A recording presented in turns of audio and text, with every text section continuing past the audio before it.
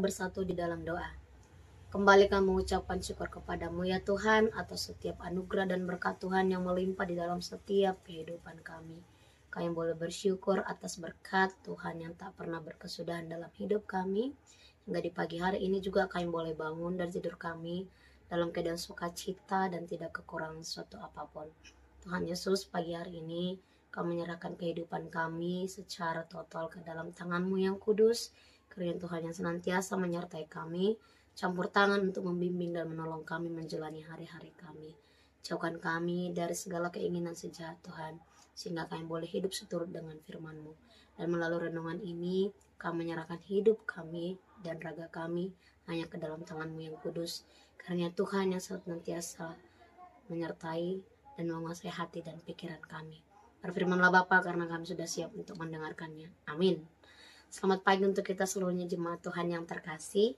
Yang menjadi nats firman Tuhan di pagi hari ini diambil dari kitab Kolose 2 ayat 3. Beginilah dikatakan, sebab di dalam dialah tersembunyi segala harta hikmat dan pengetahuan. Di bagasan ibana dobuni saluhut habisuhon, dohot parbinotowan na arga. Demikian firman Tuhan. Bapak, Ibu, Saudari yang terkasih di dalam nama Tuhan Yesus Kristus, ketika kita ingin memperoleh atau mendapatkan sesuatu, tentu hal yang kita harus ketahui adalah sumbernya. Ketika kita ingin menjadi seseorang yang kaya, tentu kita harus tahu dari mana dan di mana sumber untuk memperoleh kekayaan. Atau ketika kita ingin mencari air yang jernih, maka kita harus mencari mata air yang jernih. Karena air yang mengalir dari sumber yang jernih, tentu air itu juga akan jernih. Tetapi ketika air yang mengalir dari tempat yang keruh, air yang mengalir itu keruh, tentu itu juga dari sumber yang keruh.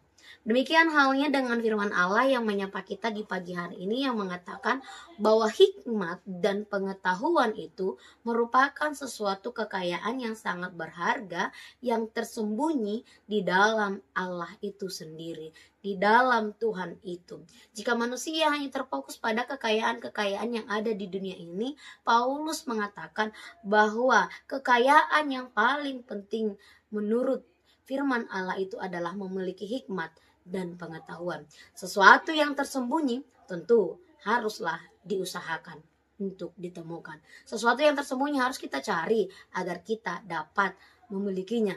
Karena tersembunyi di dalam Tuhan, maka haruslah kita dekat dan terus melekat kepada Tuhan agar kita memperoleh. Firman Allah pagi hari ini mengatakan bahwa di dalam Tuhanlah sumber hikmat dan pengetahuan. Ketika kita mengetahui Tuhan itu adalah sumber, maka harusnya kita sikap yang harus kita lakukan adalah mendekatkan diri kepada Allah. Bukan ketika kita sudah mengetahui itu sumbernya, kita semakin menjauh dari Dia. Karena semakin kita dekat dengan sumber, maka semakin kita akan memperoleh hal itu. Bapak, Ibu, Saudari yang terkasih dalam nama Tuhan Yesus Kristus, firman Allah adalah sumber ilmu pengetahuan. Pengetahuan harus dilengkapi dengan hikmat sehingga dapat dilakukan dengan benar. Karena kita harus mencari hikmat dan pengetahuan, Kristus adalah sumber hikmat dan pengetahuan itu.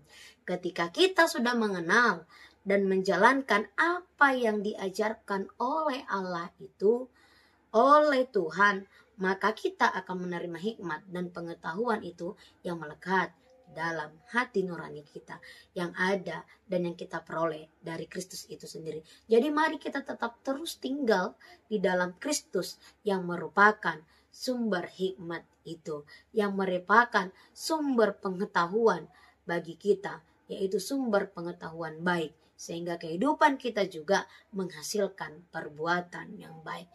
Tuhanlah segala-galanya, Tuhanlah sumber. Maka apapun yang didapatkan dan telah diperoleh oleh manusia, sebelum dia menemukan nilai dari jati dirinya di dalam Tuhan, sesungguhnya itu belum lengkap.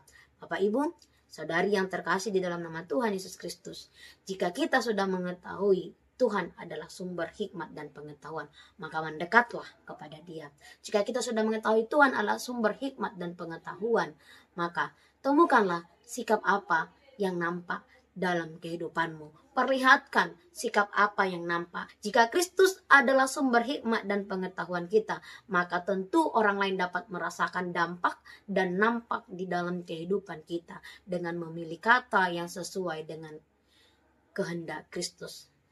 Misalnya, kita bisa menunjukkan perkataan yang benar, kita bisa menunjukkan pola hidup yang rajin, kita bisa menunjukkan sikap kepatuhan, dan tidak usil kepada orang lain. Kita dapat berbicara jujur, bersikap adil, serta setia. Karena dengan demikianlah kita menunjukkan hikmat itu yang kita peroleh dari Tuhan. Oleh karena itu, terimalah Yesus, jadilah miliknya. Dan di dalam milik Dia, milik kita.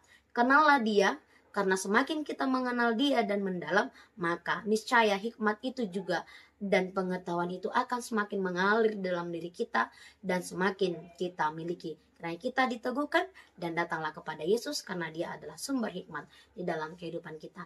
Amin. Selamat pagi, Tuhan Yesus memberkati kita sekalian. Shalom. Kasih karunia dari Tuhan Yesus Kristus serta kasih setia Allah Bapa dan persekutuan Roh Kudus memberkati dan menyertai kamu sekalian hari ini, esok, dan sampai selama-lamanya. Amin.